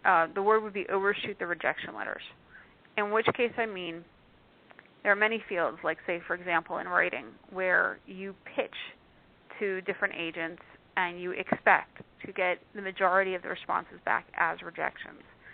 What I'm getting in your case is to need to be prepared for far more pitches and far more rejections, with the idea of set yourself 100 pitches and see if you get 99 rejections, because that one job is going to be the exact one that you want.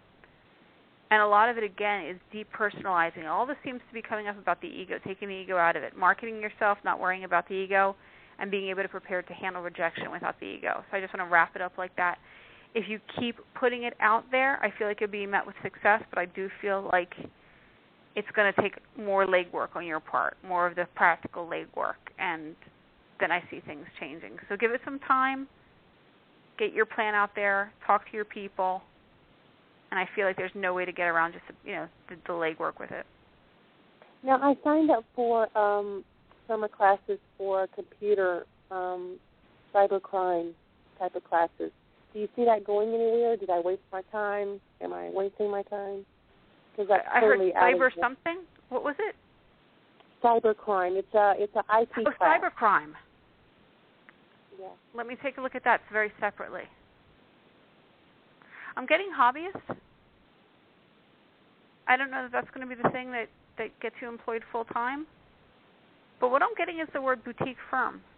Have you ever imagined that you would do this on like a small-scale private basis for moneyed people? A small-time Boutique for like what? What I'm getting is the word boutique firm. Is it to say that you could have your own boutique firm? Like you would have enough clients of a certain monetary level to hire you to do that work, but I see that as supplemental income. Okay. So I'd say, go with it. I'm not seeing anything getting in the way of that. But I am seeing that being very much a one-on-one experience rather than a like joining up with a national program or something like that right away. I don't feel like that's how I see you getting into it. I see you more as a big fish in a small pond than a small fish in a big pond. Okay. All right. Thanks again for calling in tonight. Thank you so much. Have a great night. Thank you, Benita. Thank you for calling. Bye-bye. Bye. Well, how about one more call? Sounds great. Okay. So, and also, before we take this last call, Rom, please let people know how they can get a hold of you. What's the best way for them to reach you? I'd be glad to. They can reach me in care of my website, which is at drromweber.com. That's R-O-M with an M and Weber with one B. They can also reach me by email to drromweber@gmail.com. I have a Facebook page at Dr. Rom Weber Spiritual Medium. On Twitter, I'm Dr. Rom Weber. This is getting pretty consistent, right? And by phone to 510-496-3496. That's 510-496-3496. And let me know the best time to reach you. Do know that I am in New York, but I was never able to give up my California number. My heart is literally still in San Francisco, so I've kept that number. Oh, nice. Oh, my goodness. That's great. All right. Well, here's our last caller. I'm going to bring Diane in New Orleans on the air. Diane, you're live on the air. What's your question for Rom? Hi. Hi, Diane. Good evening. Hi.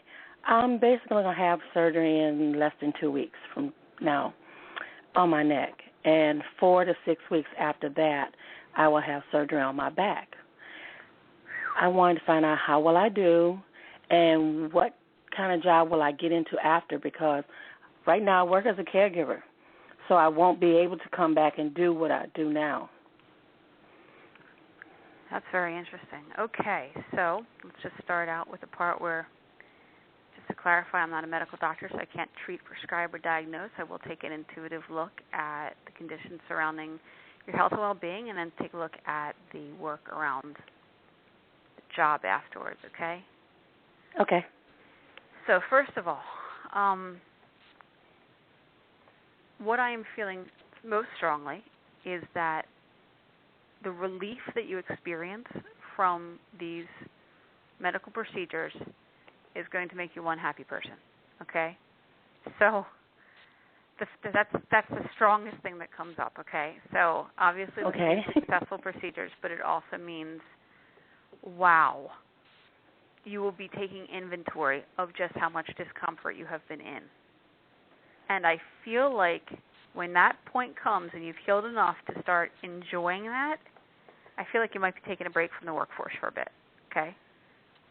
So I feel like that's going to be recognized as a time not only of physical healing, but a spiritual healing. There is energy that comes in afterwards. It's like all of a sudden you've taken the pressure off.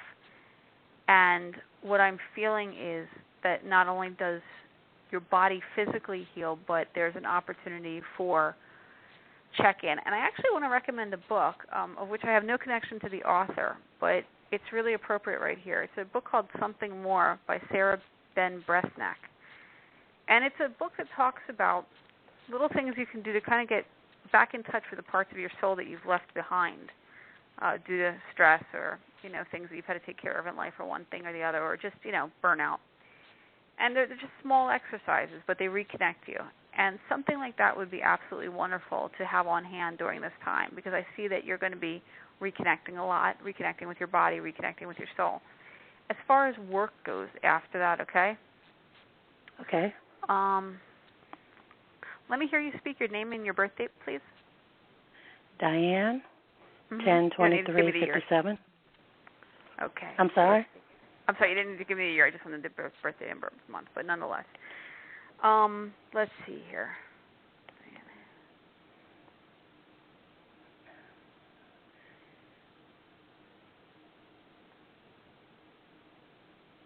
have you ever considered the food service industry? Oh, yeah. I went to culinary school, 2 different ones. Okay.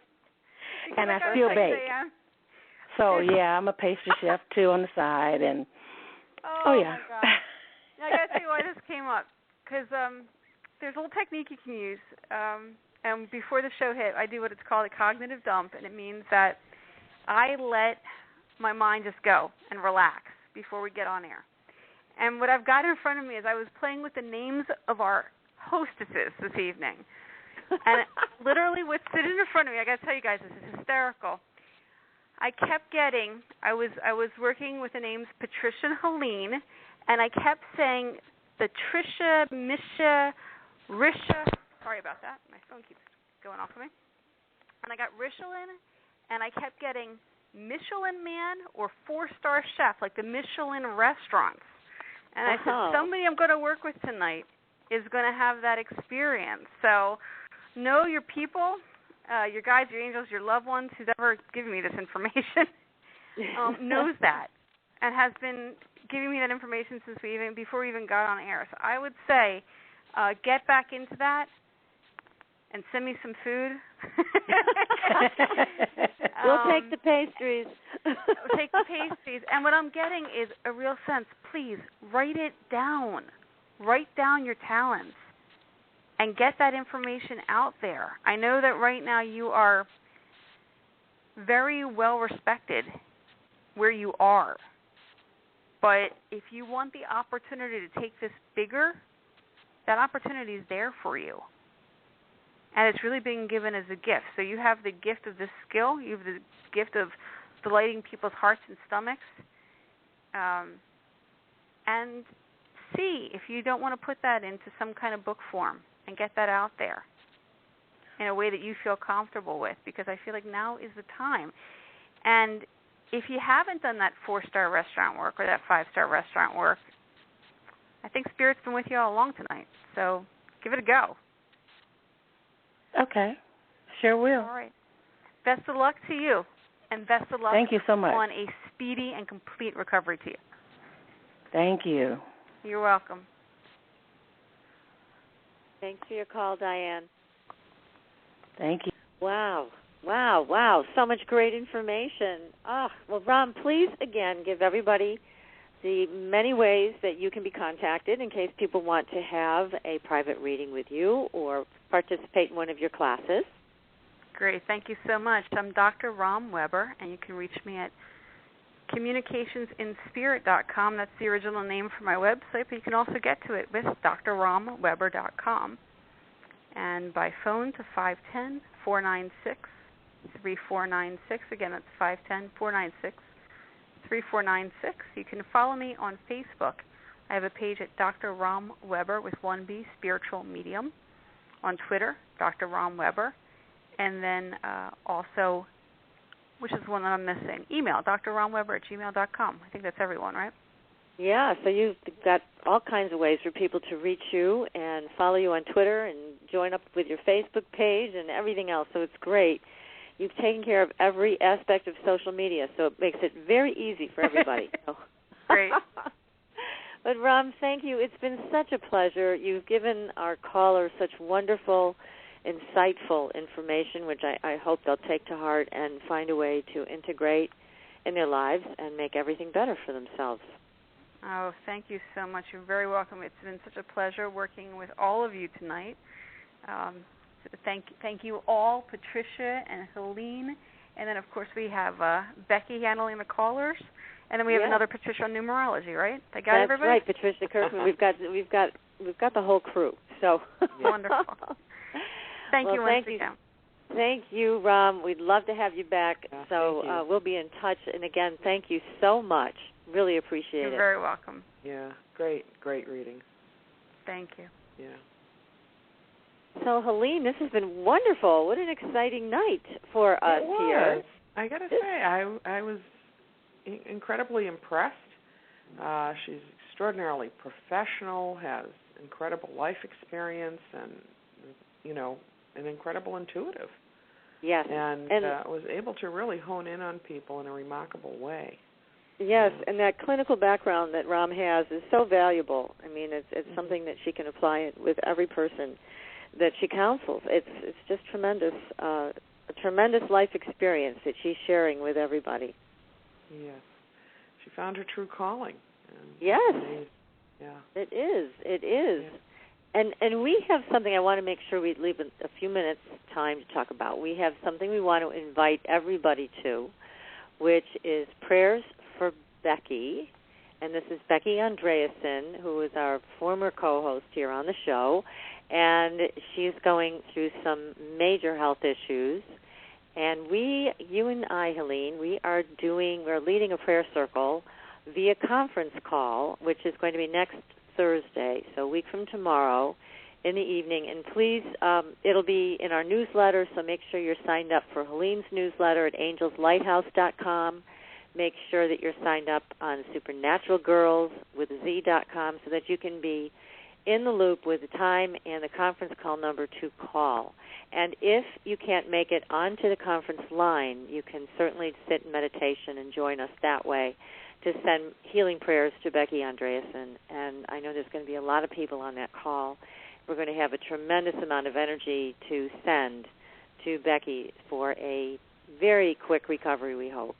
So any questions about the call, please email Helene at angelslighthouse.com or myself, P. Baker at bigpictureagency.com. We'll be happy to answer any questions, but it'll be about a half an hour session where we will lead you through meditation and prayer circle for Becky Andreasen. Anything you want to add to that, Helene? Oh, well, you know how much energy comes through us, Patricia. It's so powerful. And with everyone really extending their love, it's just going to be an overwhelmingly wonderful event. And I hope that as many will join as possible. It's going to be great. Yeah. Yes, I hope so, too. Becky, I hope everybody will join us one way or another, either on the call or... Becky's being positive, and, we're all rooting for her. We certainly are. We very much miss her, and this was a big surprise shock to everyone, and we are all saying thank you to the people that have already been sending prayers. And, Helene, you and I have been also doing our work. But now we're extending it to the larger group, so you're all welcome to join us. We hope you will. And next week we have another exciting show, so make sure you tune in. I think my mind has finally wrapped around Wednesday, so I'll be sure to give our upcoming guests the right time. So I want to make sure we give everybody the right time. We're now on 7:30 Eastern Time every Wednesday, so be sure to join us for more excitement on Supernatural Girls Radio. So thanks, everybody. Have a great rest of your evening and a wonderful week, and tune in next week. Good night, Helene. Good night, everyone. Thanks for listening. Tune in next week for another radio adventure with Supernatural.